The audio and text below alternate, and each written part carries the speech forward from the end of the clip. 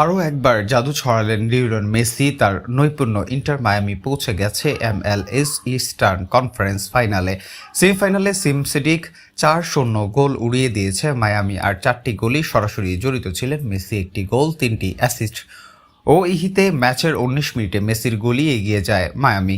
প্রথমার্ধে আর গোল না পেয়েও বিরতির পর পুরো ম্যাচ নিয়ন্ত্রণে নেন অতিথিরা। 57 মিনিটে মেসির দারুণ গোল করে এরপর 62 ও 74 মিনিটে মেসির বাড়ানো বল থেকে জোড়া গোল করেন তাদেও আনন্দে। কেরিয়ার মেসির অ্যাসিস্ট এখন দাঁড়ালো 404। এই ম্যাচের মেসি ছিলেন প্রায় নিখুঁত, মোট 8টি সুযোগ সৃষ্টি, 3 শট সফল, ড্রিবল 2টি, 100% ট্যাকল সাফল্য, ফাইনাল থার্ডে 7টি পাস এবং 41টি নিখুঁত পাস।